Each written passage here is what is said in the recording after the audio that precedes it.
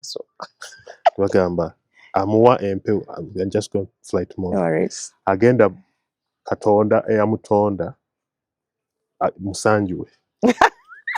Kakati tasobola kwogera kigambo kyonna. Joseph mwali lwako Joseph yabula bubuzaawo. Talina kyeyayogera. I've not seen any. Oyo omusajja nze simanyi singa abasajja bonna bakoppa Joseph. Nze sitabanga Joseph bannange. N'omanya nti olubuto lw'omukazi si lulwo.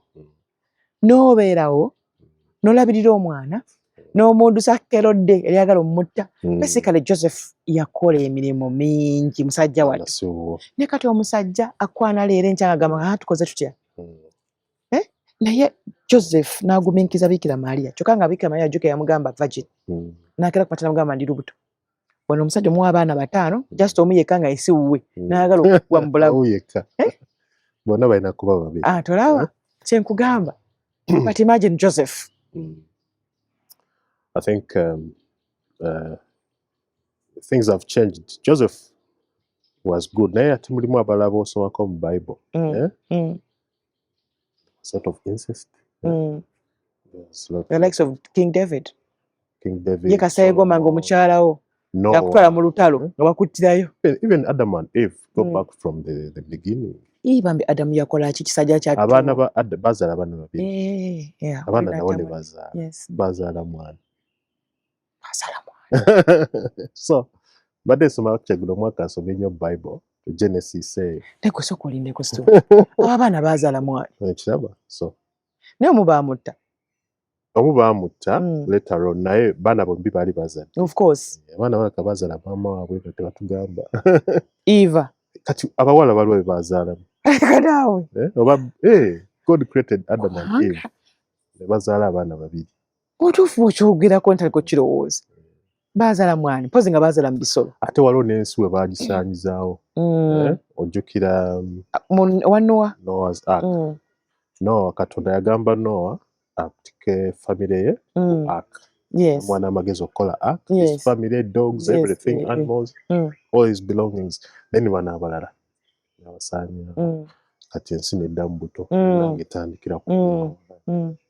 So do you think Noah yekka yatekamu family temwalimu bantu balala bakkiriza? I think I'll look for that scripture and kuweereza. Naye it was an instruction from God. Namugamba only your family. Because ziri endala families baali bakola ebintu ebirala and against God anyway, so kati God naba punishing ensi n'agisaanyaawo. There's also Abraham. Tulina ne story ya Abraham naye we agendera Egypt ye binyuma naye obisoma mu Bible ebintu babitugamba mu church naye you read about it, you understand omanya okay. And we have cultures here nga nabo beewasa ne mbazungu zo zikirizibwa. cousins. For example Mamba ewasa Mamba, Kakoboza ewasa Gabunga. Naye ekyo kipya. Naye era family zimu zikigaana much as, and actually the reason lwaki Buganda yakikiriza ekyo bagamba ab'Emmamba baali bangi nnyo.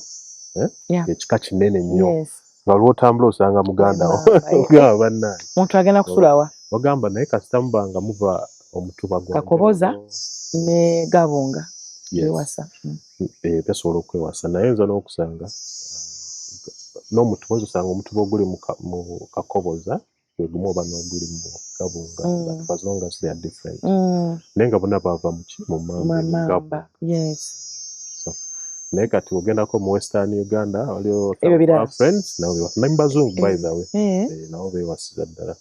Nze n'aba wano nga tulizamu okuregisteringa gundi ndaga muntu waliwo omukyala yansookawo gabamu yali avayo mu West bambuuza kiyeddira bamuterawo nte embuuza lwaki mumutereddewo nte nti abo naabo mu West tubabuuza nabi kasita tuvuga nti wa mu West tusaawo nte kati aba teweewasizza muba mwewasizza. Abazungu balina ebika. Abazungu tebalina bika naye balina family trees. I think for them over they go up to 2 generations and that's it. But you might find your cousin or niece or nephew for bewasa. Ebisimu muting bakimpadde kindeetere mu simu yange simu kaadi yange ya Uganda.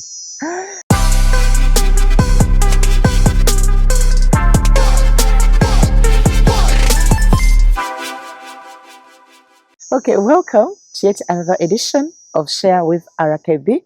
Hope all is well. We thank the Almighty God for the cool weather. Kubanga ate abantu abazze wano abasama bo bagamba ate bannange Uganda ffe tugamba mbunne enkuba nnyingi naye ate babawulira nga bali mu summer already kubanga gye bavudde obunyogovu bungi. But I'm so happy that Mukama akyatukumye nga tuli balamu. Thank you for watching, sharing and commenting. Please just continue sharing and commenting. I don't take it for granted. Era nsaba Mukama yaba asinga okuwa ky'osinga okwagala. Christmas nsuubira nti mwagiyiseemu bulungi and everything. Era nsaba Mukama atutambuze bulungi ddala. Naguno oguzze jjukira tugwesunga naye tumanyi gugenda kutambula gutya. Mukama anaye atubaliremu ebirungi byokka ebibya bitukingirize. Buli yakusobya yenna musonyiwe. Kubanga njjukira ne Mukama naffe Katonda atusonyiwe emirundi mingi ddala. Bw'oba otunuddemu emyaka gyonna gyakutambuza ku myaka gy'olina. Mirundi emeka gy'otambulidde wabbali w'amateeka ge naye takujjangako mukka. Olabeko bagutunda bagaga bameka abafudde nga balina ssente nnyingi nazikaine ne akawunti nga tasobola kugula mukka Mukama n'agumuggyako. So oba gwakyagukuwadde manya kukuwadde olw'ensonga atera akusonyiwa ebibi by'okola nawe sonyiwa banno. Buli olowooza ku byakusonyiye nga nawe olaba mu butuufu ky'okoze singa Katonda abaddewo tewali kikoze. So nawe muno waba akikoze musonyiwe mu ngeri eyo. Ako nno kalowoozo nkawaliza abakyala abafumbo. Mulina obusungu bungi eri abaami. Neeteebereza gwe bimeka by'okola Mukama byalaba. Ng'obikoze ba neighbor, obikoze omwami, obikoze abaana bo, ne Mukama n'akusonyiwa. Kati gwe lwaki tosonyiwa muntu we? Jjukira tuna mu kifaananyi kye. Katonda yennyini yali mu musajja oyo. Musonyiwe, mwagale n'obubi bwe. Naye ajja kukyuka mpola, kuba ajja kuba ategedde nti omukwano gw'omulaba guli genuine, tolina kirala kyonna ky'ogoberera. So ndi Ruth Kalibola bwanikanga bulijjo. Era ng'olunaku olwayo negatiddwako muva Bulaaya. Gwe ndi naye olunaku olwaliro bamuyita omwami Stewart Kasozi gwe ndi naye ono nga wangalira mu nsi ey'Ebungereza naye ate nga Munnayuganda. So sasa tujje tunyumyemuko naye mwami yasoma masannyalaze agategeera ddala bulungi. Bagambe nti abaana basoma sciences naye nga ya specializinga mu masannyalaze. Ajja kuba bitunyonyera ebisingawo ku ebyo nyinza okuba nga nti mu packaginze mu ngeri ya njawulo naye ajja kuba abituwa. So Stewart gwe ndi naye olunaku olwayo twogere kubanga mukwano.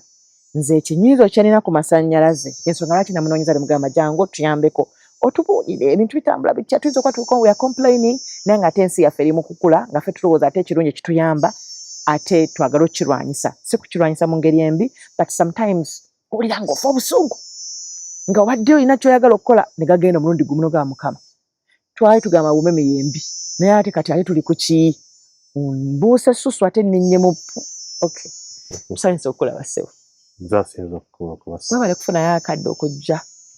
Oluganda olumanyi? Oluganda ndumanyi. Olwogera bulungi? Olwogera bulungi. Enkoko si kipapara? Koko nyameoma. So nsaba obuuzeeko balabi ba RKB. Abalabi ba RKB mwenna tubalamusizzaako. Tubagaliza Christmas ennungi. Twagimazidde. Ogw'omulembe. Omwaka omujja omulungi. Omwaka omujja omulungi. Okay. Omwami Kasozi weddira Ngabi? Mamba. Mamba? Engabi bagala nnyo okunziba. Kasozi ya Ngabi. Ndi wa Mamba. Okay. Musajja wa Mamba. Jjajja wange yali ntuuma. Bambi. Yanzibula. Yakubbulamu. Awo tabukira. Amannya agamu gabeera mu kika kino ne gabeera mu kika kino. Osanga oli nga ye Ssenteza ate wa Nsenene, Nanteza ate wa Ffumbe. Nosanga Kasozi nga wa Ngabi ate nga wa Mamba. Basically Namata nga wa Mutima, Namata wa Nte. Abazadde oluusi babeera n'ensonga lwaki batuwa amanya ne batuwa cases. Naye era tujja kusanga nga famire yonna ogibbudde bubuzi. True. Yes. So babeera abasigala nga bamaintaininga okulaga nti ba mu kino ekika beno family. How would you love the weather? First of all, if you check now, Jalabanga ziringa 25 or yes, naate you can't even feel it. You know? Kati weather nungi. Nungi. Weather nungi. Ebiye waffe yo twagirese nga ekaabya amaziga abantu bakaaba. Ofuluma kugenda okukola nzikiza n'okumawo nzikiza. Tolaba ku budde. Kyokka ng'essaawa zikyali. Essaawa zikyali. Ssaawa mwenda olwedde obudde bwazibye. Obulago. Olaba kiro? Olaba kiro kyokka. Myezi gyonna ne giggwa. Okuggyako lw'oli off. N'ofulumako n'ogenda n'okola shopping awo olaba kubire. Bale Mukama atumwebaza olwa Uganda. Uganda, waliwo n'Abachina abakwano bange baŋŋambye yesterday we have the best weather in the You world. know? So, We have the best everything because nemmere yaffe. Yeah. Nalya ku menvu gammwe. Lwaki ngamba gammwe najjako eyo Bulaaya. Yeah. Nendya ku menvu gammwe nenga what is this? Mulinga lya sponge. amenvu gokka nno. Eh? Miyembe, nanansi, watermelon, byonna olya kutuuka avocado. You know? So ate n'ensi endala ezimu eziwano mu Africa ne bw'ogenda we Kenya by the way oyinza okulya ekikajjo ky'e Kenya nga kirala ku kyawe. So there's something nice about our soil. Bana simanyi Mukama kye yatukolera Uganda. Yatukolera akasi kaffe. Yalimu ebirungi bingi lwakuba tetukategeera ffe ng'abantu abakalimu. Tumanyi how we can use Uganda okufuna buli kye twagala tulowooza nti bitulano tebitumala. Okitegeera? Wamalako bbanga wava wano mu Uganda ng'olina emyaka emeka? Nagenda kati nina emyaka 37 right now. Oh wow. Nagenda 2019. I think nali ngenda was 31 if I do the math correctly. So banga Sydney. Nali nakafuluma COVID n'atandika. Awo. Wamuwona. Ate ne waffe yaliyo. Pozi lwakuba lockdown. Era kayasukkamu. Ekyawano kyali kiralamu. Mwe mwafunanga ne kasente. Fala. Mwafunanga kasente ebyokulya gavumenti yafuddeyo nnyo. Ffe twayenda akawunga abamu tekatutuukako. Masiki zaabulira mu makkati awo. Naye omuntu yatwala masiki zaffe n'akawunga kaffe. Tukyakujjukira tuli kusonyiwa kubanga omukulembeze yabituwa. Naye tebyatuuka. Abamu tetwatuukako akawunga tetwakalaba. Kajja. Oba baagafa abasoma mu bikomera tebajja ttuwa. So Stewart wasomera wano? Nasomera. Ozaalibwa wa? Osomedde wa? Kati zaalibwa kulidde wano mu Kampala. Okay. Kulidde wano mu Kampala ewaffe awo Lubaga. Wow. Mabega wa mwami Ssemwogerera. Kulira awo. Memuli ekide kye Lubaga nga kikuba. Era tetusubwa misa. Misa teyatuyitanga. Bambi. So Lubaga naye ng'ekyalo. Kyalo Nakawuka. Ekyo kyalo naawe. Era Nakawuka. Ekyo si kyalo. King Sahabera Nakawuka. Bayitayo Ziba kati ekyo kyalo kyaffe. Okay. So kika ky'emmamba kiri eyo gye tusibuka. Okay. Era n'okusoma nsomedde mu Kampala. Wow. The schools. Now kuva nursery, primary, secondary school. Naliko Lubaga. Lubaga Boys. Uganda Matters. Baloneri nagendamu emakindi eyo balita Malcolm. Liri asomero tonotono naye lyagattawo kawo mu high school. Kati we namala A-level nengenda mu diploma nenkola electrical engineering because bali bampadde software engineering. Senior 6? Makerere we namala senior 6. Okay. Namala senior 6 ku Uganda Matters then. Kati software Makerere ebiseera ebyo abantu bagamba ATM machines ye business eriwo mugende musome biki computer oba software ne bigana. So nengenda nze ku Buganda Royal era Mengo. Nengenda nenkola nefuna omulimu civil aviation. Beera keyo. Wow. Nengenda endejje. Kwafuna mangu kulaga hustle. Hard work pays munayi. Okay. Nengenda endejje nenkola degree yange nga bwe nsomera bwe nkola. Nemala. Naye okusoma nga bw'okola si kyangu. It's not easy. Kubanga abavubuka bangi kati bembeera gye balimu. Asoma ate nga bw'akola because ayagala okweyongerako so that afuna akasente akawerako. Bwangu kina buzibu ki obuli mu nsonga eyo?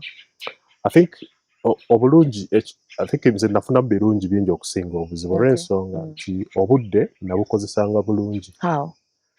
Nti either bwe mba sikola ssente ndi mu kusoma kweyongerako. Kati nga abaana bakuyita oluusi jja tugende out jja tugende eno gamba waayi leero ndi ku mulimu ndi ku shift enkya nayo test ki. So nga tonagivako ensonga eyo kubanga abavubuka baffe abaana baffe obulamu basinga okuwangaaliramu partying, competing, laula nti ataddeyo ki alidda nange nina okufulumamu.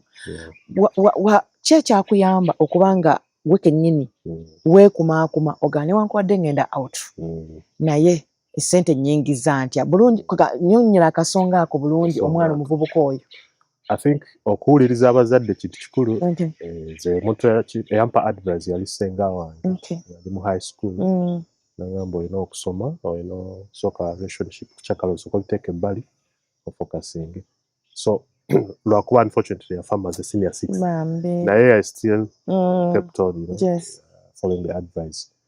Kati ekyo kyokka okubeera nga olina woyagala okugenda olina ebintu byagala okwachivinga you just find yourself waliwo kituyita work life balance ate bakuba nobuto basuulirira naye olina okumakinga sure nti you balance the balance yes leero genda out once in 3 months sente zo tozoonoonye ate kuza ebintu but then you still catch up ate waliwo n'abakubanga agenda kugulira you don't want to spend okiraba temptation ebaawo parasite tamanyi akola katujje baleeta empeekera kati waliwo ajja okukuwaamu ng'akuyita buyisa Stewart nawe jangu neremba olyo ekyo nakyo kirungi naye olw'ensonga nti omwenge guno nagwo bw'ogunywa hangover omwana wa 18 bw'anywamu omwenge si omuntu wa 25 oba wa 30 trust me chupa oba emu yeri akuba ng'oli ku 18 kati half a bottle eba ekumala so kati omuntu niwaba akuyita kuba gwa bwereere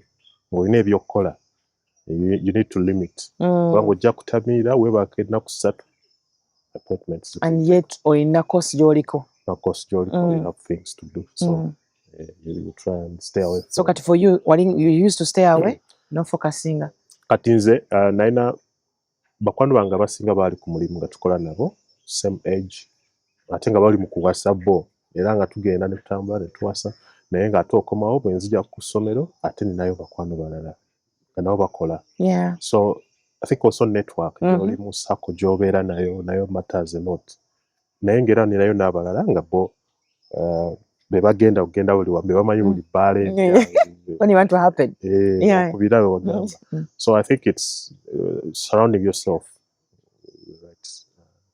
right people so that's how you maneuvered okwanga omanyi okyokukola nomanya weeyagala okgenda n'okuloota n'okuba n'ebirooto ebinene and don't give up on your dreams ate nga bw'osaba ne Katonda kituufu ova mu line ng'akuzza kituufu kitwala lightly n'ekyamaanyi so how long did it take you okumaliriza okusoma so course because yali kati yo ndejje I don't know that that's what you're asking naye yo wajjanga ne diploma cause diploma osoma emyaka 2 bakusomesa emyaka 3 bagamba okay that's equivalent 5 years kati course wayoba wagenze full time eba 4 years so kati bo bakikolawo batyo 5 years it's enough because okoze 2 years institute then 3 years those are 5 ate nenyingira emakerere ku masters naye awo nagiyingira mu 2018 nesigimalayo masters wali ojagaza ki kyekyali kiruubirirwa kyo mu ekyo masters kwongera kuguka mu masannyalaze kubanga nga bwe nkunyonnyodde engeri nnakolamu gonna nga manyi okuva ku nnyumba ag'ettaala ge batambuza n'agensi gonna experience nagifuna kati wali ku masters toyongerako n'oyongera okukuguka bakiyita kukuguka ojja n'okola bachelors naye bachelors eba entry level kuyingiza mu kintu naye genda n'okimastaringamu ate kati n'ogenda n'okola ne PhD ofuka sinagikola PhD ejja sinagikola naye ate naye wogigattako kati ate lwakuba nti abantu abasinga bakola PhD babeera bagala basomese kubanga babeera basomye ebintu bagalaga amagezi bagazi tagassa mu kukola obukozi wali ayagala abe ng'ayiwamu ku bantu abalala amagezi understand so masters kyekyakulemesa ogimala masters waliwo ensonga ezimu nga kosa oluselwawo naye nga at the same time nali nsaba scholarship kati bwe nalaba scholarship ezze neŋŋamba kansebe ng'akasente kange kubanga Makerere nali neesasulira ate nga sente tukategeera bulungi kyo buli mu kweweerera era kiyamba kitya omwana okuba nga yeeweera n'omuzadde kimuyambako kitya I think omwana okweweerera zino sente ziva mu mpale yo waletyo tomala gazizanyiramu kiringa omwana omuwa sente everything omuwa ku mukeeka omwera ku mukeeka takifiiringa naye omwana bw'omutwala n'amanya sente gye ziva n'omuwa budget n'omugamba bw'okola leero emitwalo 2 5 gijjo that's different n'omuzadde aze n'amuwa buye 5 kakati okweweerera nakyo tosobola zizannya kuba ozannyira mu sente zo ogenze n'ozikola n'ozimenyekera ate zo n'ozifulumya ozitwala oziwe university ate ozanye ofune retake oddeeyo come back olwokuba ogenze mu party you know kati opulaninga kugula mmotoka opulaninga zimba nnyumba ate ng'obiri biba bikuza muzika so you stay focused. I think ekyo kyekirungi ky'omwana okweweerera oba omwana okuyiga nti ssente bazikola bwe bati ne bazikwata work for the money. Yes. So bw'atandika okweweerera watandika okulowoozaako muzadde wo kyabadde ayitamu ng'akusasulira. Did you feel sorry for them? I did, atejjukira tobaira wekka era ne banno naali eno yali kitendo twala tugende n'ogamba okay. So bakifiiringa naye nti I think abazadde naye si bonna si buli muzadde nti ayagala okuweerera waliwo abagamba ensi ne bakulekera ensi eneemufaako naye osanga omuzadde naddala abazadde abaakuzibwa ng'akimanyi nti alina obuvunaanyizibwa alina okuweerera omwana we omwana we mukwateko omutuusa awantu naye abeere nga yeetengerera. So I think and for me I give praise to such parents because they sacrifice a lot. Tagenda kwegulira ngatto mpya oba simu kubanga school fees kati omanyi kiri mu nnyumba essaawa zino kati tutusanye mu January kati omanyi ka pressure akaliwo ate tuli mu Christmas kitegedde era tukyali mu Gandaalo. Yes, basically so expenditure. Yeah, it's a bit it's really abaana singa bakitegeera so nakirabanga awo and that's why for me I think when I get a diploma nengamba kati notandika okukola ki because actually diploma only 1 year we banyambako okubanga naye sinatandika kukola naye bwe nagenda mu internship nenfunirawo omulimu batandika okunsasula nengamba kati ate then oyambeko ne banno omuzadde naye awewukemukko. Abaana abasinga bo balowooza nti bwamala okusoma it is you the parent okumuconnectinga ku bantu omufunira omulimu. How was it for you? I think nze by the way omuzadde tewali muzadde yali anconnectinze ku mulimu batryingako some agenda okubireko ku gundi gendako agundi olabe yanko akolera eri biki n'obabuuzaako ndoyogerako nawe naye nze ebintu byonna bye nakoleramu it was myself. Maybe sometimes friends mukwano gwayinza okugamba man tukere tusuleko application eno tusuleke eno ne mawulire ng'okebera so the sign of connection. Tukizeeyo ku kiri kyoyogedde ekyokubanga weeweerera nti oba owulira pain eyo kyekimu ne ku mulimu singa omuzadde aba gukufunidde toguvaluwenga nnyo nga ggwe ogwenoonyeza ne bakumma n'oyongera tukitandika okiteeka ku kiri. I think omwana ajja kugenda kwogwa omulimu kusanyusa muzadde kubanga yegwe omutaddeyo naye waba agwenoonyereza ne attitude ku mulimu eba ekyuka naye wano baba mugoba talina mami nanfunira omulala dadi nanfunira omulala anyway nabano tebantegeera so I think it's kiva kukuza abaana tulina ebintu nga kisaakaate byensuubira nti birungi abaana bakula bayiga ebintu. I mean, we're talking about system here. Long story. There is a lot people can actually get before they even go to. Ngatuzeyo ku Stewart ofunye scholarship. Yali ya UK. Oyifuluma. Abantu abasinga baga nti waba akatuuka mu zeze ensi okusettlinga kubeera so hard. Was it easy for you olwokwalina scholarship? Wamanyi gy'olaga, wamanyi ekyokukola? I think for me scholarship bagita no Chevening scholarship. Bagita batya? Chevening. Chevening. What is that? CHEVENIG. Okay. It's a British government scholarship. Okay. Global scholarship. Eba yamba kyeyo. Kati eyamba abaana abalina potential kati kye tuli mu kola right now. We are giving back to the country, society. Si buli omuntu akikolera we bale kumpa chance naye nga omuntu yenna atuulira ajja kumanya nti okay omuntu alina kyakufunako kakati bo bano bafunanga abaana be balabamu era these people are smart actually kubanga omuntu okupikinga almost 10 years ago nagamba we see potential here let's invest oli masannyalaze okola bino just give back. Oyo ani akola ekyo? Bazungu. So odda n'okola application online nawe egenda Uganda. Okay. Sindika boom paka London. Submit negenda paka London. Nsonyiwa katono nga kutunyonyola kiri wano okusubmitinga. How did you learn about that and ani yakuyambako kitega nti kino kiyinza okuyisaamu okutuuka ku scholarship? So back to what I told you, omuntu okubeera wena dreams ambitious ebintu birako ku line. Okay. scholarships, the word is common. Buli muntu omanya scholarship. There's a Yes. lot Mm. that scholarship is a German, Mm. Korea, China, Russia.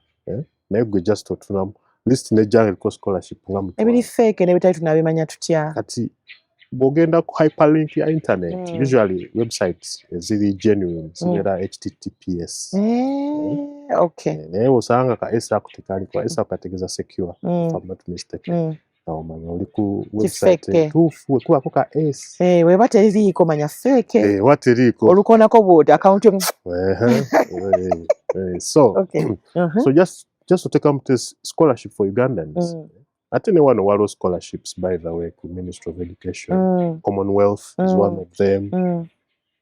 People can explore all those. Naye wabeerawo ziri kagwa otuula n'okola application yo n'egenda ne bakuddamu. So just searching online, then nomanya opening window. So gwe no submittinga omuzungu n'amala n'akilikinga Stewart Kasozi. Ziba mpitirivu. I think in my year over 5,000 people applied. We were only 17. Twali 15 oba 13 naye ne bongerako wamu. Naye kati since then twayongeramu effort okumanyisa eno scholarship. Waliwo WhatsApp groups abaana they sharing a material because it's good. Omuntu ogenda n'ofuna omuntu akuweerera osome. Saves you some money. So tulina WhatsApp groups siri nnyo active now. Naye the first 2-3 years nga nakafuna nali nange nnyamba naye katwaliyo abaliyo nabo kati. Nawe tuli kumpi kumaliriza ojja kunnyambako n'ennamba za WhatsApp ezo. Because manjagala bambi abaana nabo bafune opportunities nga zo bwe ziba weeziri. Gwe mugaso gwa channel eno. Yes sir. So kati otuuka, how did you settle in? Kakati twalina before we left twalina briefing ku British High Commission baba bannyonnyola what to expect. Yes. Ate mu scholarship mwalimu section one of the S's because S's alinga 2,000 words wandiikira ddala. So not easy. So one of the sections yali about life in the UK. You know, you living in the UK. Kati ng'olina okusoma nomanya about UK. Singa omuntu ajja Uganda tula wansi kola research. Kati naffe twalode tukoze ku research, olabye ku firimu, olabye emipiira. So at least you know something. You know idea. Which values fish and chips. Every Friday. So every Friday. So at least the initial research akuyamba. Oba olina okuteekamu amaanyi. Spoon feeding ekyo kiyinza zogamba omuntu. Don't wait to be spoon fed. Ate abaana bafaana Uganda kye baakwata. Ekyo oba olinda omuntu omuzadde agenda akunoonyeza. Akwasamya akamwa akuteekeyo. Oba owedde era olina okumanya nti nina okwekolera ekintu ate n'okikola n'okiggusa. So life in the UK with that sort of information twagenda okutuuka eri twatuuka mu September tuyingira nno the bad season. Akafall awo twale tuyingire winter. So it was a bit challenging. Nenga you pick up oyogera oluzungu, that's one of the advantages. Mwagenda mu Kirindi mwenna nga baba balonda Uganda. Twagenda mu Kirindi fenna. Twalina different airlines kubanga buli omu aliyo booking. Mugenda ku different universities. And courses zitandika different dates. But the study period is the same. So bwe wange yange etandika 1st September, at least by 25th I should be there. Eyo mulala betandika 10th September, teetaaga lwaki agenda. Kasente kwata oba okwonoona. So kiba kirina okubeera ng'obala. But life in the UK generally settling in, omanyi okwogera oluzungu, tunga bus train, bakuwulidde, obikola sim card, ogenda gifuna otya, ogende ku WhatsApp. Naye accommodation, bw'oba ofunye university accommodation, some of these questions zibeera answered. Wabeerawo student centers ezo. Nofuna bukaadi bwa bus bwa train obuli cheap. Yes, restaurants ezimu bakufuna ku discount. So it's really straightforward. Kasita oba nga wegambye olina okukola ki? Tolinda okuba mukalabakalaba. N'okuba sharp. So wano ogenda okuvaawo ng'omaze okutandika okukola mu masannyalaze. Ng'okoleddeko wa? Kati nakolako ne civil aviation era nga tukola ebyamasannyalaze. Nenkolako mu transmission. Saakola nnyo bbanga ddene. Era nga amasannyalaze kati yo transmission ya ggwanga. then nenkolerako ne companies nezizimba lines bakwano bange abamu ne bakolerako part time nga ndoze nkola emirimu ng'esatu consultingako n'abachina wava wano ng'oli mupambanyi kati gwe kati Bulaya wali ojja kusobolayo ddala emirimu esatu ng'obeera ne full time ng'obeera ne part time nga bbiri kawakolanga nnyo tolina mwana tolina mukyala naye ng'opambana kufa oyagala ssente ng'ate olina ne pride gy'ofuna ng'okola ekintu ky'oyagala that joy that comes naturally and you keep doing what you want. Abaana bano bali mu kunoonya bakyala balina ssente abalenzi abavubuka abo bali muzannyo genda kola emirimu egi esatu n'oba ofuna 10,000 buli mwezi 30 just balancing obudde bumala nga weebaka nnyo oli muzaala solo ogenda wano kati olaba bawaita wano Forest Resort solo bagamba mumpe essaawa 3 zokka ne mumpa 2,000 that's money then okole n'obuntu obulala sente ozigatte n'aba business teri muntu maybe gye bali business emutegenda kugaggawaza era oteekayo wano akalala nono n'alinda omulimu gwa office n'agenda n'atula mu office paka lwavaamu nze navugako ne Uber wangi mwe basookano mu Uganda okuvuga Uber kati bwe nakolera Lugogo transmission office eziryawo Lugogo kati nga nsula Ntebe road Namulanda kati nga olweva ku mulimu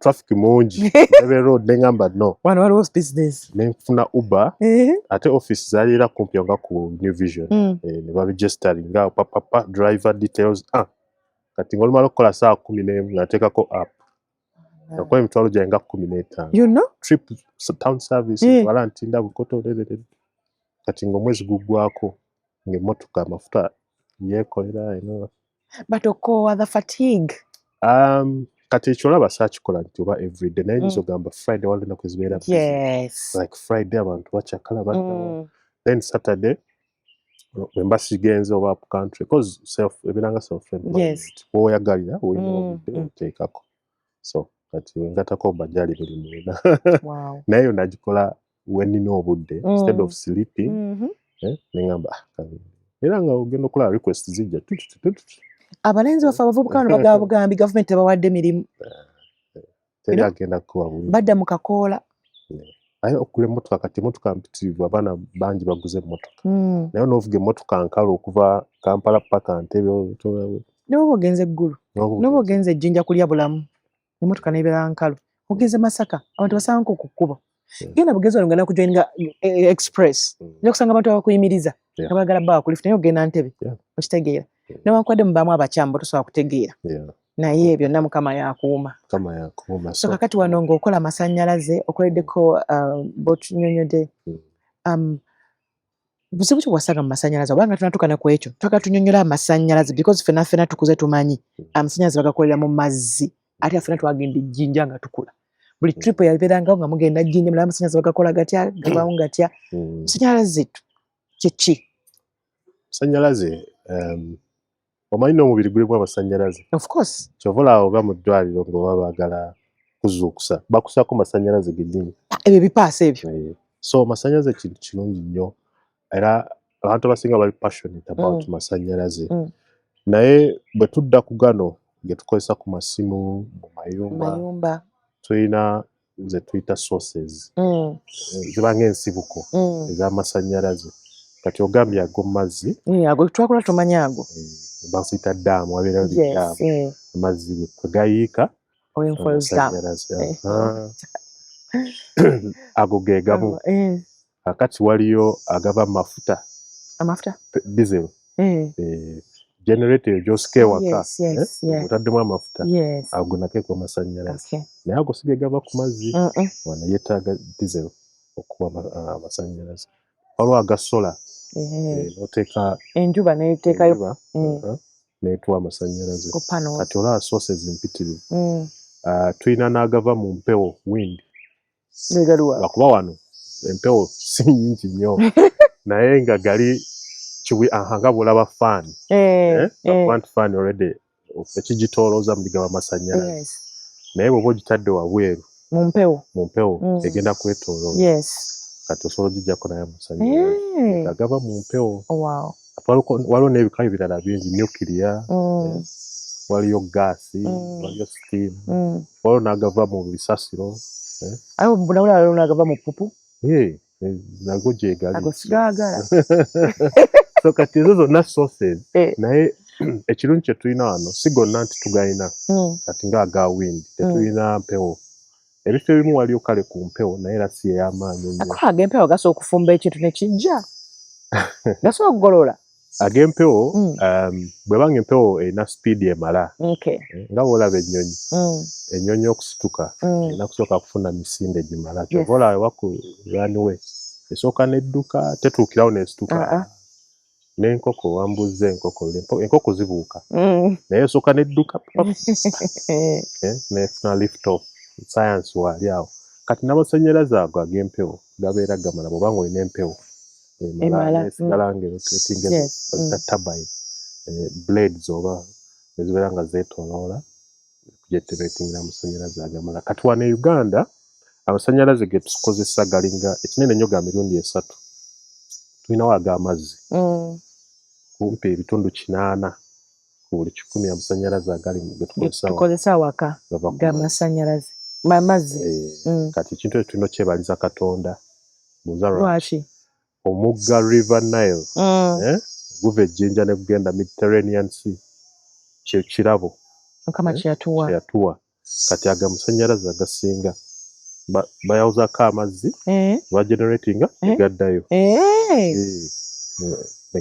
ne gamala ne gaddayo omugga ne gusigala nga gutambula naye nga tetufunyeko amasannyalaze. Kyova olaba olinako Isimba, olinako Bujagali, olinako Karuma. Bwe tuba tukyayagala tusobola n'okweyongerayo waggulu kuba gwaffe ate abalitunyiza tujja kuguggala gwaffe naye ekikwewuunyisa bwe gusala Uganda ate teguba gwaffe. Kituufu. Naye nga Abamisiri nabo bagukozesezza nnyo. I think Egypt. N'okusinga ffe bannannyinigo. Nabo bagukozesezza nnyo. So ge amasannyalaze engeri gye tugafunamu. Then ekika ekyokubiri tuwalge tujja mu njuba. Ogenda e Kabulasoke tulinawo amangi ne Tooro n'osofuluma ogenda Kenya. Nayo tulinayo sola mpitirivu esobola okusupplyinga ekyalo. Then n'osanga n'abantu abalina ku mayumba gaabwe. Kati ekika ekyokusatu ekisinga okukozesebwa ge ag'amafuta ge nagambye. Aga diesel. Generator. Amasannyalaze gagenze bateekawo generator. Era nga bagenda mu hotel nga tena standby generator. Wano e Uganda siyingira kubanga essaawa yonna essannyalaze liggalawo ate kati tuli luno bannange. Ate waliwo n'ekintu ekirala sikiwatira kye njagala otuyambeko nti waliwo abantu abajja n'agamba njagala kugula kazenise reeza naye amasannyalaze ngenda gajjawa. Njagala kugula wantu nga amasannyalaze gandi kumpi njagala okudistributinga amasannyalaze gano kiyamba ki because nkiwulidde nnyo naye wateekwa nga lona abantu abalala bonna abakiwulira nga bagala kumanya why is it important. Kati kakunyonyola amasannyalaze okuviira ddala gye tugageneratingira. Kati owulidde ebifo byonna biri wala. Wano mu Kampala tewaliwo River Nile. Nga twali tugiina wano oba tugende wali ekajjansi. Ogamanya akagundi ka Kabaka. Akayanja ka Kabaka kali mu Ndeeba. Waliwo akajjansi awo. Kali kalina okuconnectinga ku Lake Victoria. Waliwo akaggaawo awali express. Ndowooza weekali? Tujja kebera naye amasannyalaze agasinga gye gava wala. Kati galina okutambuzibwa nga bwona olinnya bbaasi nekujja Kampala nekutwala ggulu. Then bw'otuuka ggulu n'ovuga obumotoka akabooda oba kati n'amasannyalaze bwe tugajja ejjinja gye gasinga okuva. Kati wegava ejjinja wano I think gatuuka e Lugogo. Ne gava e Lugogo ne gajja wano e Mutundwe ne gagendako n'e Mulago. Kati olaba biri ebyuma. Ebiwuuma ebyo. Ezo transformers eziwuuma. Fetunoza ge masannyalaze. Waliwo ebyuma ezo nazo tujja zoogera. Waliwo ebyuma byola tuziyita towers. Zifaanaganamu n'ez'essimu naye z'amasannyalaze nnene nnyo. Era zira zirina waya biziyita. Nga bigazi. Kati ago ezo kwe tutambuza amasannyalaze okuva eri ewala ne gatuuka. Kati agereeza gaba galina kuba Mutundwe. Naye kati bwe gatuuka e Mutundwe kati eri kampani gye nagambye UETCL yali responsible okutambuza gagenda long distances.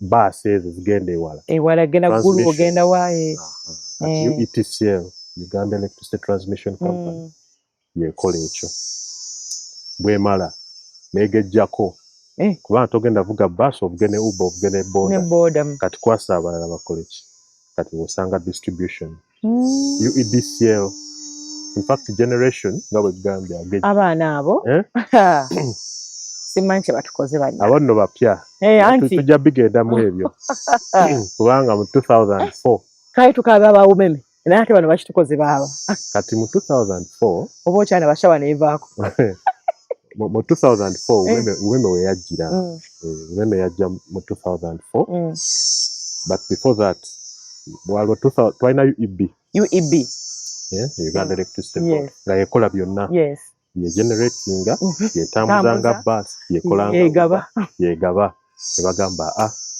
kino kimenya ne bakyusa ne bagitemamu bisatu generation eberenga ega generating eri gyegali transmission egatambuza egatuuse nereza then distribution egajereza egatambuza kati ebifo byegatuukiramu tubiyita substation ekyo sikimanyi mu Luganda kisigaze ekyo naye nga olaba tax park oba bus ezze netuuka mu paaka kati zonna nezitambulira kati gali bwe gava ejjinja amangi etugatuusa ng'emutundwe kati nga tuga stepping down biri transformer byogambye ebiwuuma kubanga gali tugatambuza waggulu twemekola losses ekiwulira losses kiringa losses kwe kufiirwa negafiirwa bwe gabeera wansi tujja kufiirwa tuba tugafiirwa oba gajja kuba abantu bwe gatambula anti kati tuziyita voltage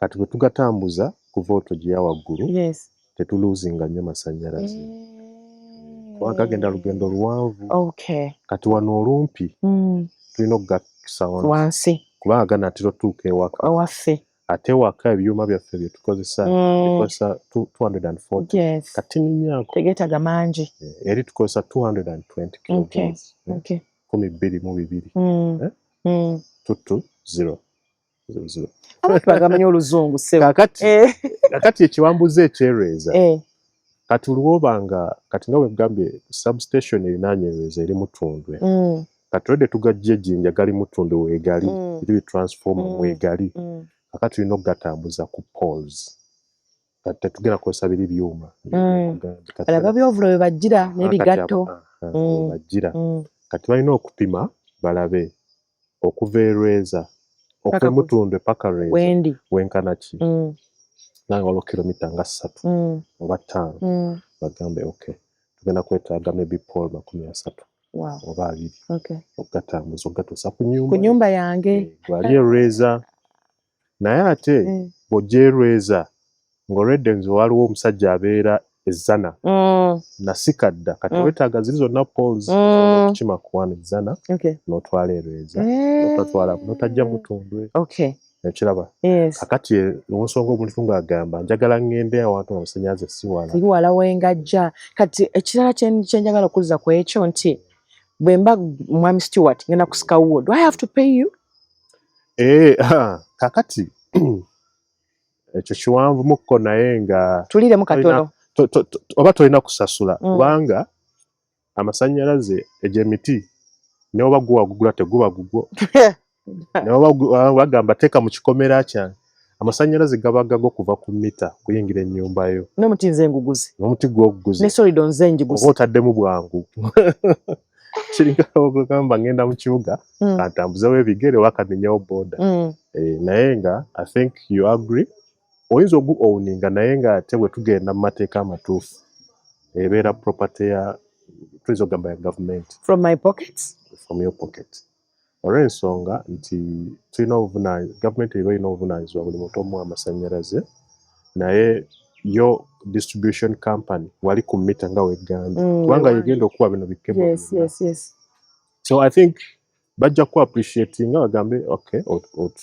otuyambye maybe wantu badde tetugenda kiri mu plan teekawo zino pola so I think bajja ku appreciatinga only that ate kino waliwo kirala kyera ekyo tutawaanya bajja okusalako amasannyalaze ne solido yange ne bagitwala ate nga yange ate bwensasula edda nga tukyakozesa ebya UEB ng'ate bwensasula ate solido tebajinziriza ate nagula solido ndala ekyo kibeera kitya kati ekyo again ffe kati bwe tuba twogera ebintu birina okubeera aga amasannyalaze gedda ge twakozesanga postpaid nga oba omaze kozesa n'osasula kati ezo solido bajjanga just kugezaako kulemesa abantu kugabba obubbi bw'amasannyalaze bwali bungi nnyo kati nga bakimanyi kujjako amasannyalaze nga bajja ne bajjako kawaya naye ng'abantu bakola ki bafuna ajja n'alinnya n'amuzzaako kati baba nga tebalina kye bakoze kituufu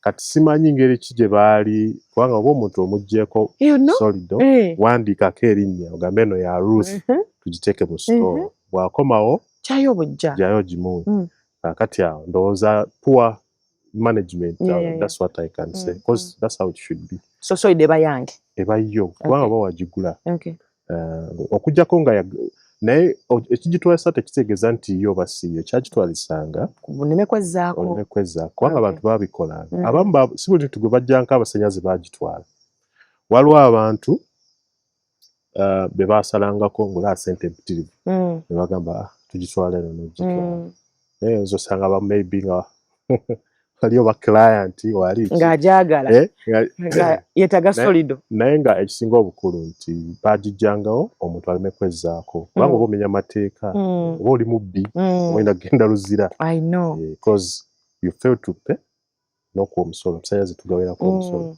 bakuggyeko osobole osasula ate oli mu kwezzaako kati kiwati wagenda nga tutandise yaka yaka twali tumutandise kati byonna byo obirabako kati yaka we yajjira nga tunagenda ku myaka twasooka ne actually byajjira around the same time nga tuva ne ku waliwo ze bayita ABC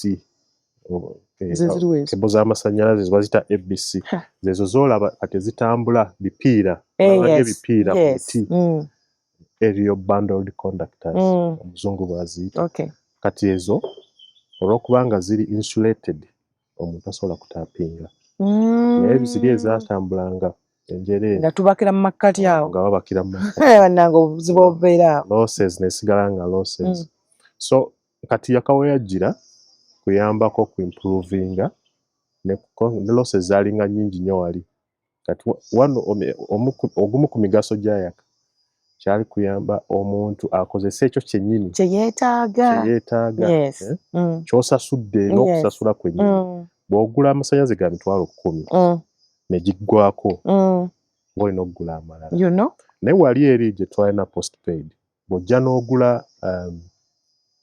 $10,000 ye wagulanga wasanga busanga biru zajjanga wakwanga bwogenda okudda waka nga mu meter box mulimu biru yo n'ogamba ye biru zange nga zifaanagana n'ogamba leero ne guno omwezi gwe sibaddewo awaka era nkozesa ezimu ng'omwezi guli okitegeera kati ekyo nakyo bonna abaali bakuŋŋaanya ssente nabo kyabawamu obuzibu kubanga ogenda kujja ogambe kati omwezi guweddeko tutambule tugabe bills naye tomanyi oli oba najja n'asasula sinti buli omu yasasulanga biru ejja oga asasula mu nnaku 7 oba wiiki 2 owasi ekyo tugasalako naye ng'oza abantu babisasulayo kati yaka gwe ku mugaso ogwagireeta kuyambako kukendeeza ate nze nsanyukira yaka olw'ensonga nti yaka ogula airtime nga gwe olina titaddeko data bw'ati gwe ngenda okukozesa naye tulino nti oyinza n'okumala emyezi 3 nga toli waka nosanga biru nga yeemu nga gy'obaddewo kati oluusi anti estimates kati edda baakolanga estimates bunafu kubeera banafu bajja ne bamanya nti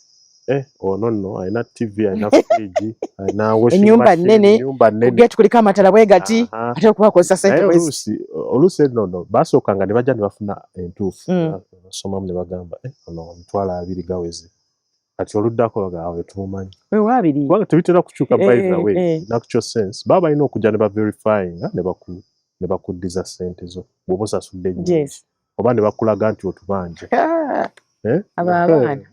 obabanja so yaka yajja kuyambako ekyo yaka okusinga yajja kuyambako ekyo naye olw'okubanga ne ziri kebo ze yajjirako ezo zeggambye era nazo zakendeeza bana batapingangako so that was with yaka simanyi oba yaka yet like naye ateranga olaba nti bw'oba otunuddemu n'ensi ezaakulaakulana edda ezo zikozesa yaka because bwe natambulako nalaba nga abantu bagamba ettaala zijje kola bwoti baabala unit tusigazaako mmeka ate simanya mr heaters kati nga gwobaddeko mu nsi zino zombi tukozesako yakawana n'okukozesako yaka ejjo otambuddeko osobola comparing otya bwe tukozesezaamu yaka n'ezensi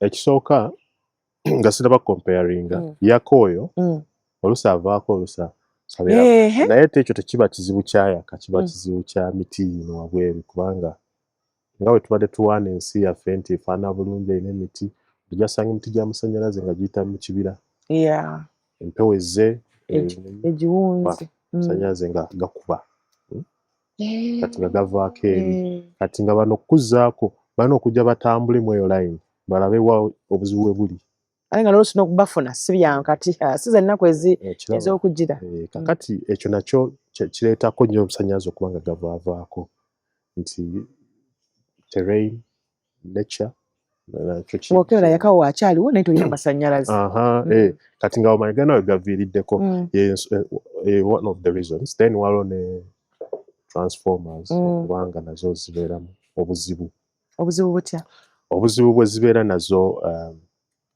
eyinza okuba nga mu kitundu mweri si yesaanawo omuntu aba teyaplaninga bulungi nakiringa wonojja tuli abantu 20 n'otuleetera super custom tetugyamu either tujja tupikamu yabika emipiira tule waggulu kati nezo transformer omuntu nga planinga bulungi amasanyalaze alina okujja n'ogamba ereza waliwo abantu 300 twetaaga transformer esobola accommodatinga eyo demand obwo obuzito bw'amasanyalaze gaabwe kati awo n'osanga nga tezivaavaako naye omuntu aba teyakibala bulungi n'aleeta ka transformer ak'abantu 10,000 nga mwe mulyawo 3 kati bwenna bwe muteekako TV buli omu n'agira nga ekuba betuulya transformer yakubye taddeko washing machine omulala ali mu kubekinga omulala amasaala mangi ate ezimu zikuba olw'ensonga nti tebazirabirira maintenance ng'emmotoka bw'okitwala ku service ne transformer omuntu alina okujja n'agiraba mwezi mwaka kisinziira kati ebintu nga transformer oil musigalamu nnyo oil yaziyambako okukola obulungi alina omumukyusa obuvunaanyizibwa bwani obwo kati obuvunaanyizibwa luli yalinga omeme kati wa distribution kubanga ye distribution company naye ogenda nga mu West Nile waliyo Wenreco mu byalo Rea so kati ekyayaka kyongambye gikomparinga I think it's about efficiency.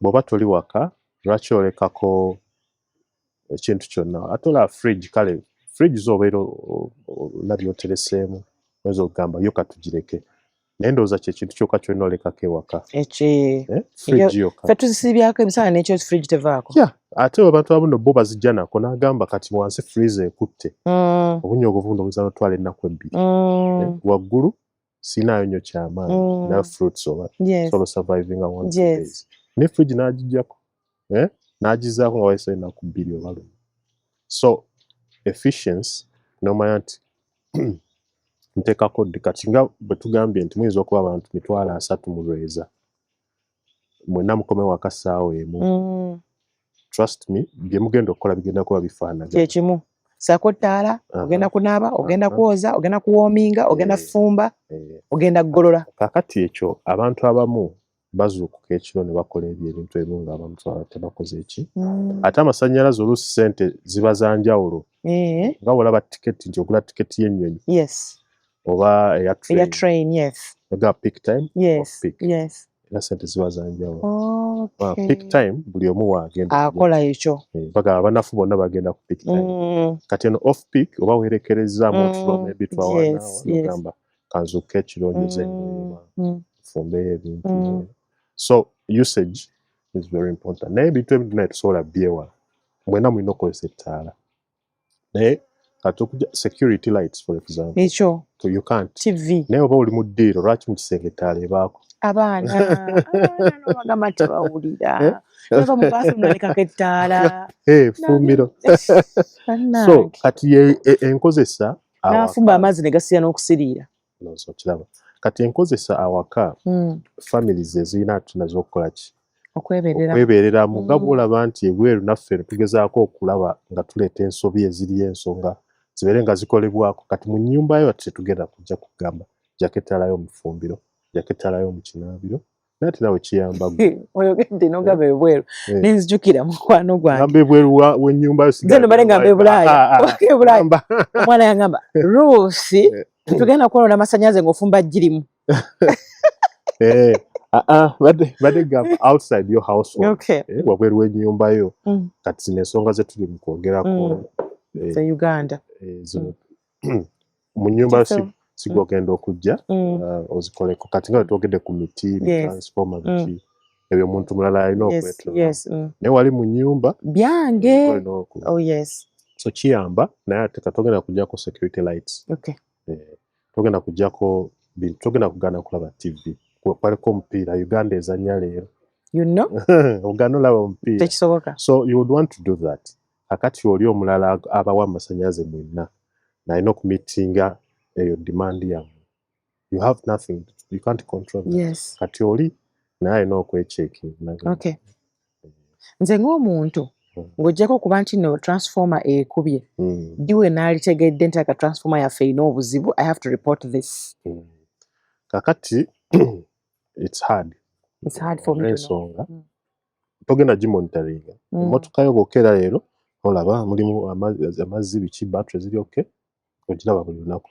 transformer eri it's very hard naye mulimu transformer eziri ku makubo ziwuuma nnyo zibeera soloded ziwuuma nnyo ate ezimu zisparkinga era ekirawo demand ng'epiikinze ziba bakita batya zistrugglinga nezolaba zikirawo sparks maybe you can report something like that unusual naye it's rare waliwo wendaba amasannyalaze nga gadiiminga ne gabirabe gati nga tagali stable ekyo kiba kiki kati ekyo kiba amasannyalaze gaba mabi ekyo tetugenda bikkako quality eba mbi amasannyalaze g'ofuna okufuna mu nnyumba galina okuba stable kati galina okuba stable kati ebintu ebireetera amasannyalaze okuba mabi tubimanyi naate amayumba gano bwe babeera tebalinakuwa mita tebalinakuconnectinga bajja ne bakola inspection ne bakuwa certificate bagamba your house qualify okufuna amasannyalaze akati ne baconnectinga kati tulina kufuna buzibu bwonna okiwulira kati bw'obanga ennyumba zonna mu kitundu ziri well qualified naye nga mulaba obuzibu obwo kati obuzibu buva wabweru w'ennyumba kati waliwo abantu bonna bateekako amataala biki waliwo obuzibu amasannyalaze bwe gafuna kati bali nga balina obugonjoola ne bateeka waliwo ebyuma baba balina okuteekako ne gambukako naye nga usually voltage yesinga okuba embi kiva ku transformer era still tuba bangi kati ekyo ate tekiva nnyo ku transformer naye kiva ku kuba nti mukozesa tuli bangi abantu mwenna mukozesa kati bwe muba mukozesa simanyi oba bwe mukozesa kati tulina kituyita inductive loads kati inductive loads bye bino ebintu byonna ebirimu mu coil masimu biki byonna biconnectinga birina amasannyalaze amalala byegasika gye tuyita reactive power kati reactive power yebeera epulinga voltage down akati ye omuntu ono adistributing amasannyalaze aba alina ekyokukimanya n'agamba abantu bano bonna bwe bateekako amasannyalaze gagenda kukka voltage egenda kukka omuntu olina okufuna 240 obeere ng'ofuna 200 volts which is not good kyova lights zibeera zifulikaringa ne TV tesobola genda because they are not getting enough voltage kati yeeri n'ateekamu ebyuma waliwo babiyita bikapasita ne babiteekamu ne bigazi nabo tugenda balaba tujja bagamba kirungi naye kati ekyo tukitunuza ku bo naye ate nasoose nagambye obanga mwenda mwayita certificate eyo inspection bulungi tegeeza obuzibu tebuva wammwe naye obuzibu busobola okuba buva ku nnyumba baginstallinga bubi, mulimu leakages. Meter box yo earthing bagikola bubi. Ennyumba ezisinga tezina earthing. Tezina earthing. Olina leakage okwata ku switch ne gaba kuba. Mwafuna kamyufu. Oswimula kuka ne gakuwa. Oli ku sink ne gakuwa. You know? Kakati ebyo nabyo bisobola okuleetera obuzibu mu nnyumba. Kitegeeza quality si nnungi. What is the beauty about earthing?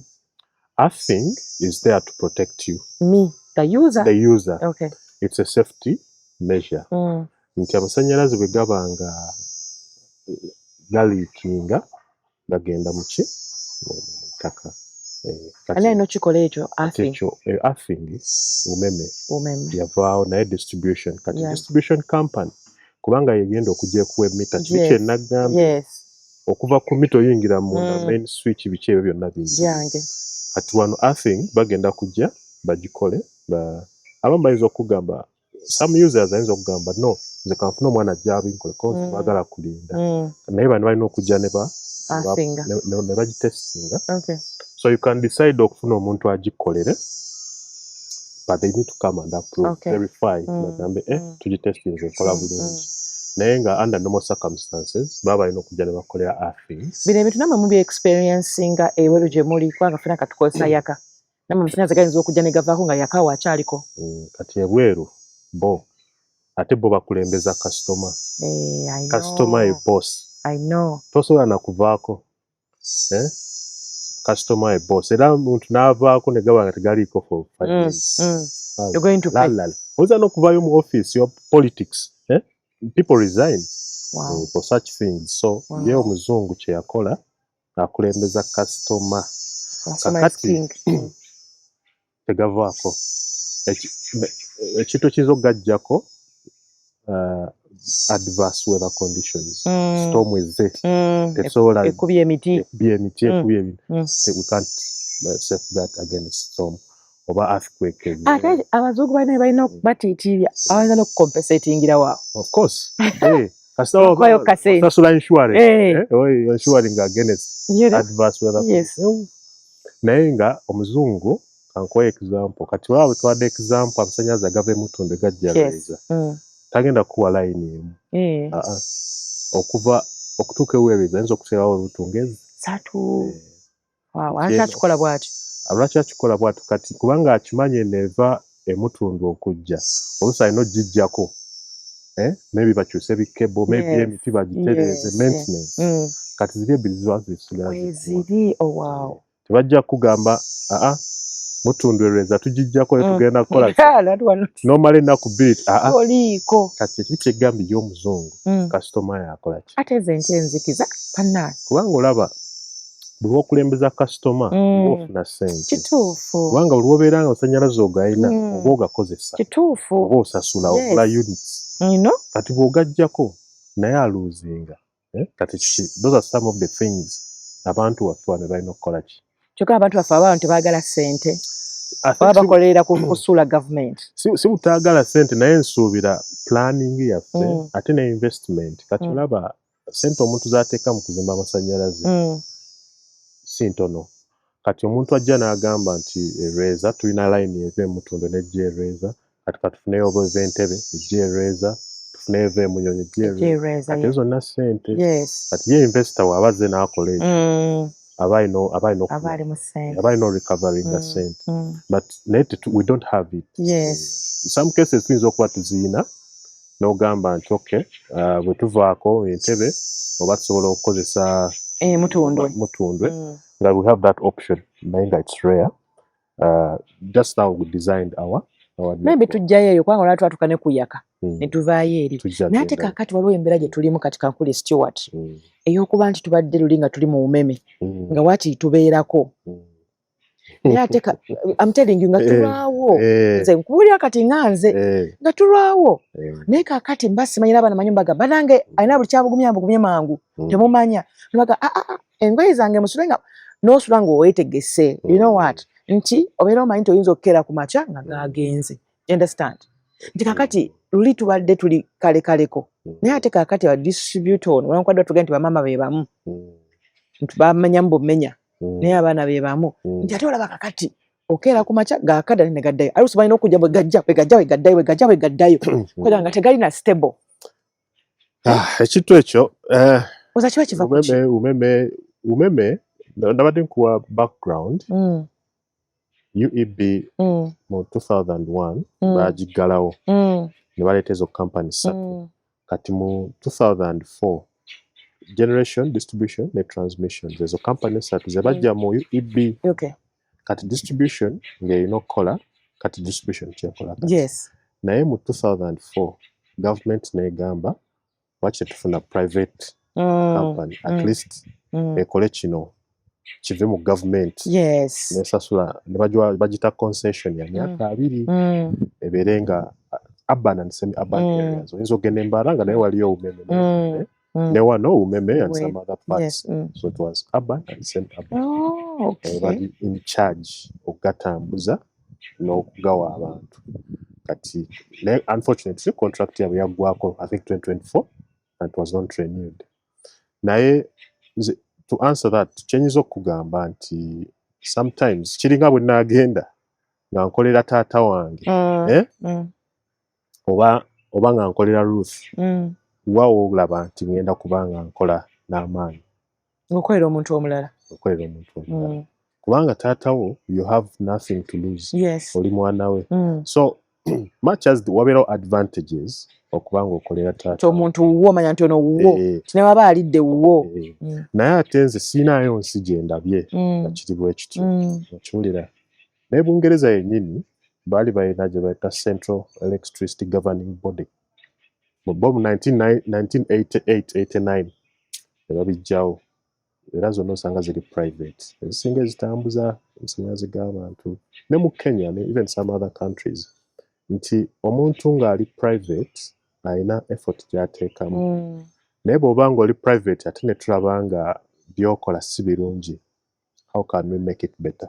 So just advocatingira umeme naye I just think we want to work for our fathers but then also if I work for you I think it's better. Nze nange oba oli mwana wange ng'onkolera competition nenda nga tokola bulungi nanjaga wange kanfuna omulala ananterereza kye nsobola okwagala. Competition. So abazungu not only abazungu, South Africa, Nigeria baina umeme nga 3 baina umeme nga 3 monopoly.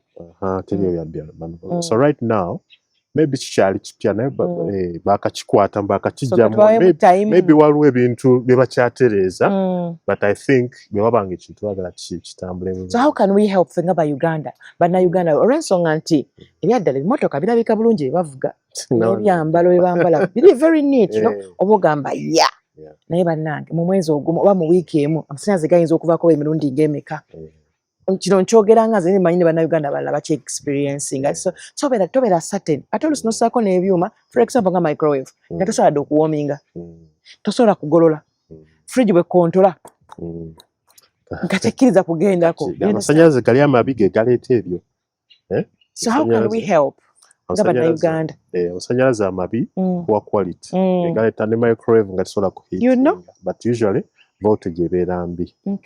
Kakati voltage singa ennyumba eno eri certified bulungi yaita inspection tumanya there's no problem there.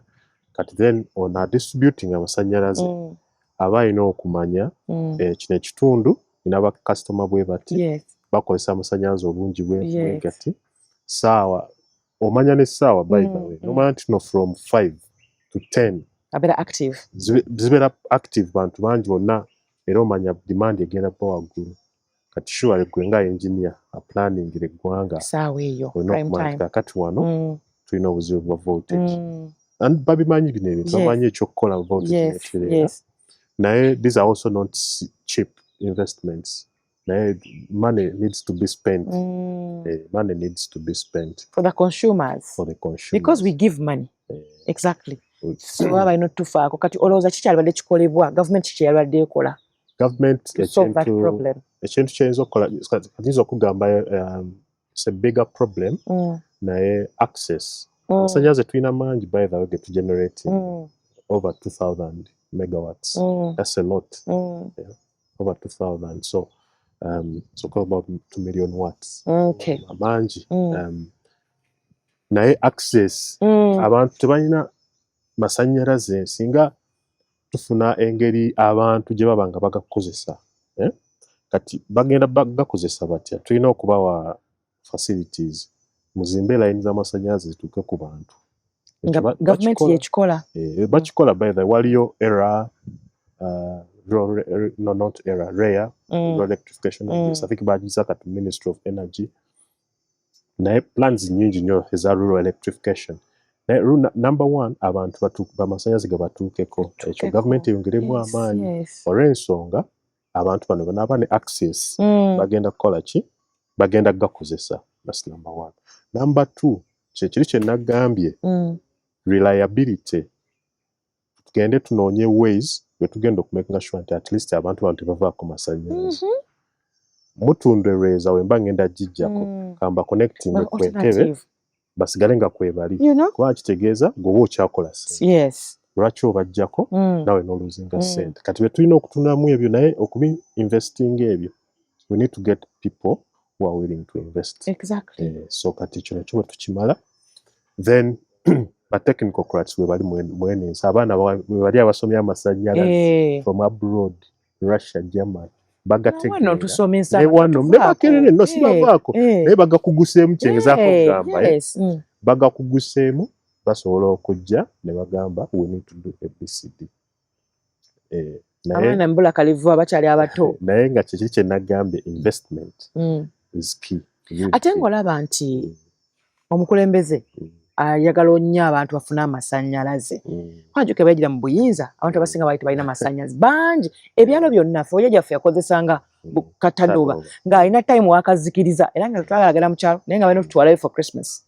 Nga alina kazaga muli omu ayingidde obuliri mukafuuwe ne mukafuuwa nga muvaayo muna nga mukutte ebigundi mu nnyindo omukoogo, you understand? Naye kati gyaffe yagenda n'okufa kalina amasanyalaze. Naye kwegamba olaba nti yayagala ekintu kibeewo naye ate waliwo ekiganya mu makkati awo. Kankula ekintu kimu gavumenti we yajjira mu buyinza I think twali tulina oba Nalubale yokka generation nate yali ntono kati kyova olabanga ssaawa nnya gaagendanga olw'ensonga nga tulina matono kati kugambye over 2000 megawatts weegali ate gonna tetugakozesa. Naye tetugakozesa nti tetwagala gakozesa, it's just that teganatuuka bulungi mu bantu. Teganatuuka bulungi mu bantu. So ekyo bwe tunaakikola tufune ba investor oba gavumenti yeesobola investing mu bantu bafune access ku masanyalaze, then naffe ba engineer bali mu making sure abaga designing nakuwadde example lwaki oteeka wali transformer ey'abantu 10,000 ng'ekitundu kirimu bantu 3,000. That shouldn't happen. Kakati ffe tujja kutuuka ekiseera tukole entondo. Omanyi ffe twagala okukola mangu entondo. Era ddala kwanza waliwo Kasana Stewart nga wakkiriza ojja kuntwalangako naye nga nnakujjukiza buli kadde. Mukama wange sawa nnya ziweze ojja ndi wabweru nfulumye kati mba njagala nti wenda bange ekyo kitandise okunkaluubiriza tandika okufuna alternative how amakangule akamotoka nfuneyo omwana nanvuganga neme kukaluubiriza kati okuyambako ba distributor nga ndaba bitawaana waliwo tusobola okuoza do you think it's advisable okufunayo nga like a private company ng'ekoleranga nze nenga nti oba maybe government kanti yambeko nze neetooleko neme gikaluubiriza nze neefunira omuntu anandizayiningira ekyange mbere comfortable nga bwenkyagala. Kati waliwo abantu olaba kati ng'empigi tulina farm nina okupampinga amazzi nina okulaba nti amazzi gayambuka gye njagala ku lusozi nina ente zange nina okuteekamu oba enkoko nina okuteekamu amasanyalaze bwe zibako amasanyalaze ne geekangakanga bwe tezijja kubiika okitegeera. So nsobola okufunayo engeri gyinza okufunayo kampani nga eyambanga nze nti etunuulidde Ruth. So kati kyekugambye Ruth awo nti one of the key challenges tulina oku extending access. Right now tulina capacity ogwanga tulina companies ezizimba. Era naawe oli wa ddembe okuzicontactinga n'ogamba bannaaye njagala munteetere wano amasanyalaze ne bajja they have the license. Kikkirizibwa balina license si bakamyufu si bakamyufu kati I know some of them. One of them is MTSL. SL. I think it's Mega Technical Services. Okay, MTSL. Okay. Balungi nnyo bazimba. Basangibwa wa? Head office eri Masana. Okay. Naye nga baludde mu nsi bakola ekintu ekyo. Waliwo ne Malcon Engineering nabo bazimba lines z'amasannyalaze. So gwe bw'obanga olaba nti government ekwesizaamu, you can approach the technical guys. They have the facilities. Okay. Poles bazirina, wires bazirina, abaana babayina, bagenda ne transformer. Era bajja kujja bakubali bagamba okutuusa amasannyalaze genda kwetaaga ssente bwezi bakikolera. Tebali expensive. Mutegeeragana. So kyembadde just njagala okugamba nti ekyo tunaba tukikoze waliwo ne solar. Tulina advantage mu Uganda era ekyo abantu njagala buli omu akiconsidering nti solar waliwo we bamupromoting ennyo mu ggwanga mabega kaawo. Buli omu naafuna kasola solar kintu kirungi nnyo. Kati olaba kiri ky'oŋŋambye nti amasannyalaze ekiro gakyankalanye. Gatemereza kati gwe ng'obijjako ng'oteeka ku solayo. Sola eba ne battery. Isa ne charginga. Amasannyalaze bwe gava ku solar panels gagenda mu inverter gagenda mu ki battery gabeera omwo gasobola n'okukwakisa ennaku essatu oba even more. So kati ekyo kyenyinza okugamba abantu kubanga you need to be connected olina okuba ku masannyalaze. Sola yeesobola okuyamba n'ennyumba nga nnene sobola n'ogikosa ku farm oba hotel. Yes. Okay. Just the size era omwana ajja n'akusizinga nagamba kati wano tugenda kwetaaga sola enkana bweti. Naye nga tuleme kulinda.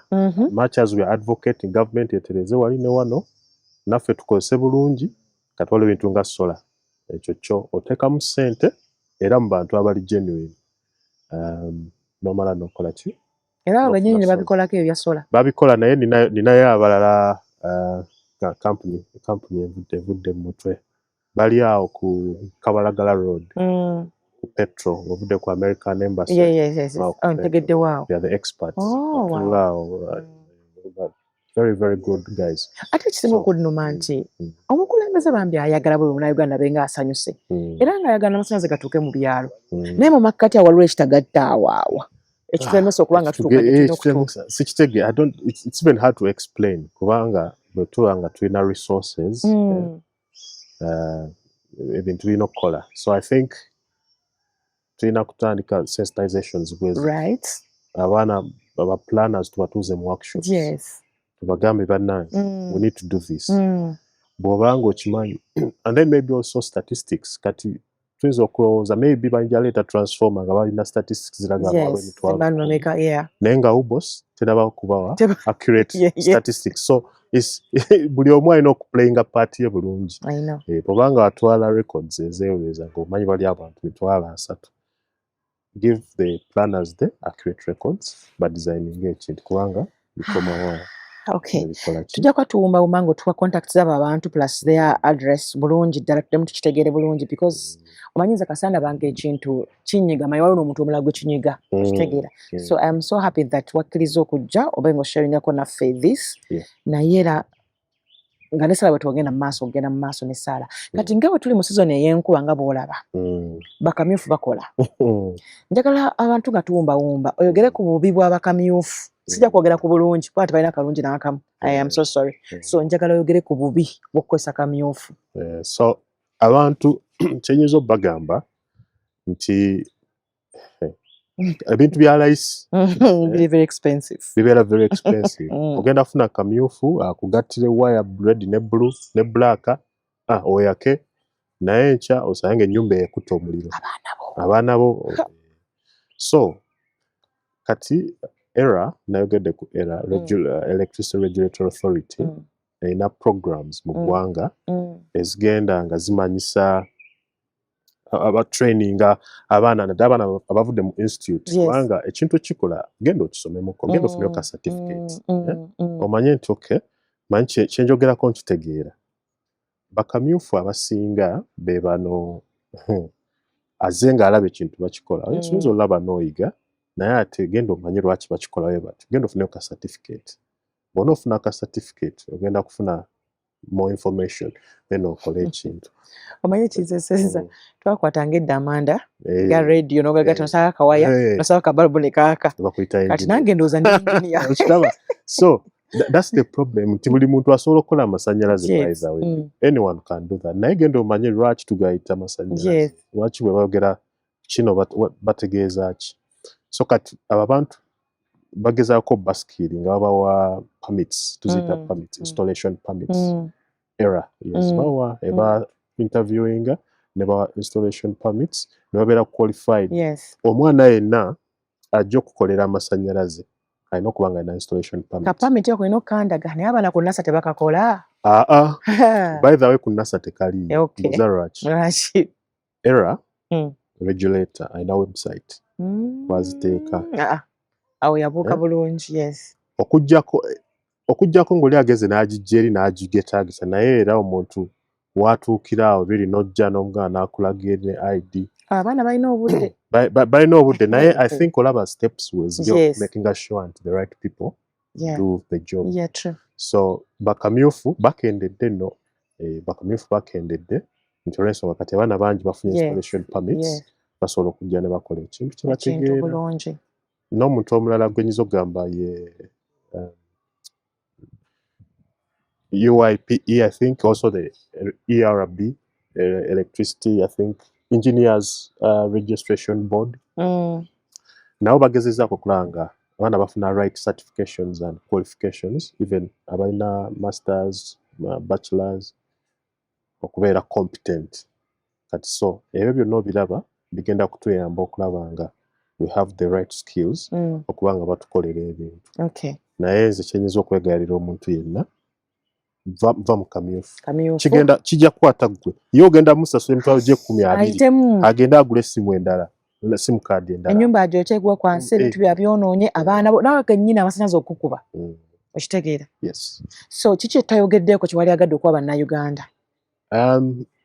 Right now kyekiza okusaba nga bwe kugambye nti abantu bagende ku sola nga bwe tulina ne government esendeze access ku masanyalaze ekyo kirungi. Then ekyokubiri buli omu tubyogedde ku by'ennyumba ozicertifying oziverifying making sure at least ennyumba yo abantu abatuufu bakoledde tuve mu byokwanguwa kuba so nga bwe gambye ojjalaba gobeera frustrated amasanyalaze gakankana ekiro tala tezaaka bulungi era kiddayo ku kiri nti era ojja ku ending up era ng'ogenza ow'omutuufu naye ssente mmeka z'oyonoonye mu makkati awo. So then ne bakama baffe abali mu ggwanga abakola ku bino ebintu like distribution ebintu zino ensonga baziwulire.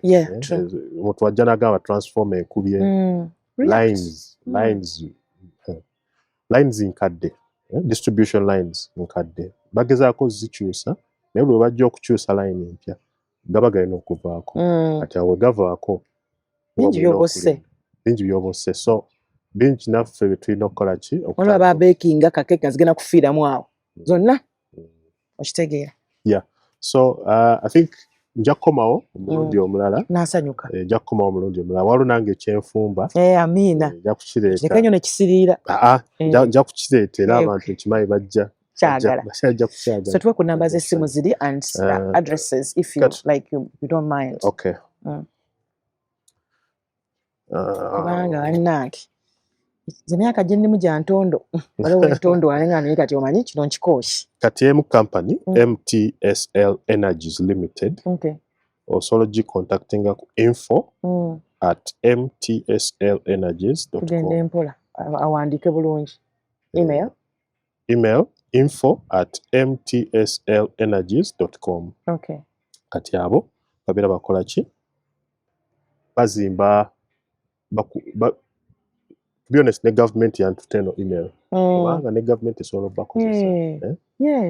bakozesa ne babanga bakolerayo okuyamba ku mulimu ogwo okutambula obulungi for real. Also ne private like government again ekitundu ekituzemuko obeere ne private companies nga wegambye kati for example Bungereza balina umeme nga 6 kati ka competition awo kabaawo mulina akali healthy then nekisemba maybe kyetuyinza okukola ebintu bino baba babiteekemu kati olaba oyinza okugamba abantu aba owninga line z'amasanyalaze bantu bali private naye abantu abaga kozi biri different okugi owninga n'okukicontrollinga amasanyalaze agatambulirako so omuntu acontrollinga amasanyalaze agatambulirako ayinza okusigala mu government n'oli owninga nabira private yes ojja laba nga teriyo muti gugwa because nga we nagamba muntu wa private ateekamu nnyo effort obudde kubanga bamanyi kitegeeza okuluzinga ssente you know yeah so endala neeno I think tugenda teeka contest mega technical not mega yeri gye nakuwadde ne bano aba Malcolm nabo bakola ebintu a bit similar naye there's a lot we can do we can all share then I think ankoma aba atujja bogerako nga tweyanziza naye gago gasanze otya okuva ku kabanga kobaddewo wano akabanga kembaddeko wano kati zolanzi nali nagamanyi by the way nagenda ne tuzimbako Northern Uganda Western Uganda obuzibu mbumanyi kyobalaba I feel good nti access improving naye jensula nataddeko microwave negaana fridge negaana TV nevaako kakati microwave yasinze okuneewuunyisa kubanga yo oyigawunyizibwa oti buddakiika etandika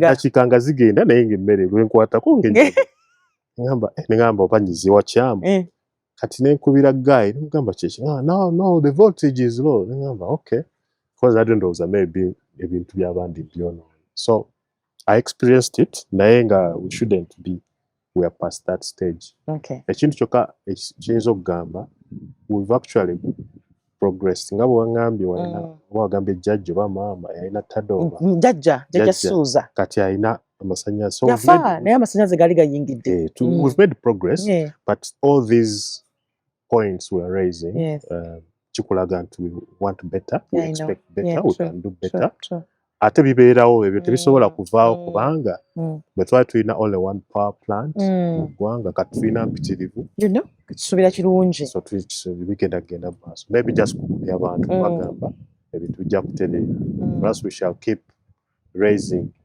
the issues comparing with other countries and then we know at least abaana baffe tujja baleka nga bo balina line nga 3 ezibaleeta yo nayo bameka kati tuleme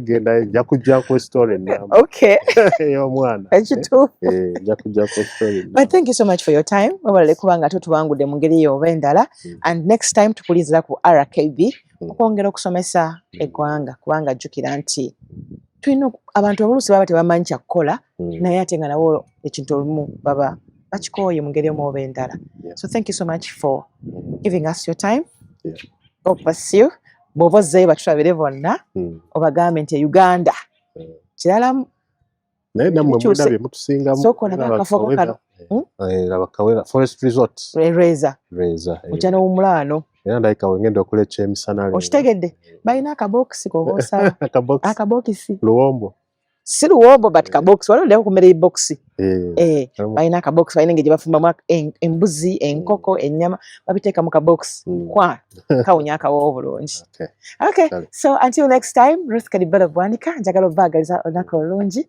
atakuumira mpeera bankuumire mubeere bulungi bye